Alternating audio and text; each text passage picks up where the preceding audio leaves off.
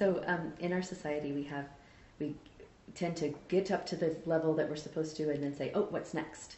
Right? We don't stop and smell the roses or stop and say, hey, I made it, yay, and rejoice over things.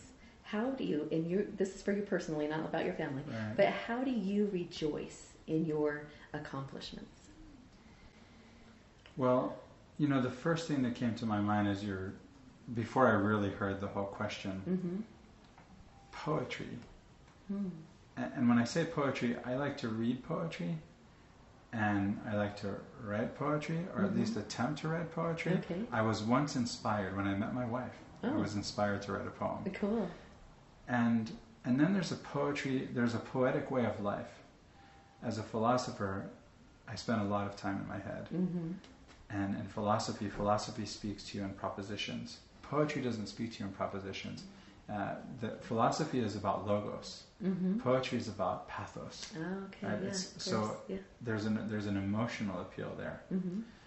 Of course, I like to cheat and read the philosophical poem of Lucretius, De Rerum Natura, on the nature of things, because I get the best of both worlds. But it's important for me to spend time in nature. That's where I feel like I really connect to that purpose, to being present. There's nothing to make me feel present like walking in the woods. And sometimes I take my kids hiking with me, and they'll start talking, and I'll say, no. We're not here to talk. We're here to listen to our feet hit the ground over and over. And that's a meditation for me. And yes, and the sounds of nature. That's a form of meditation for me, in motion. Yeah. Okay. Awesome. And then to really think about, again, the journaling helps with this, to really take time to think about what you've accomplished each day. And I also keep track of my projects, and I track my projects, and I have goals that they're written down. They're projects that I'm working toward. Too many of them. I understand that for sure.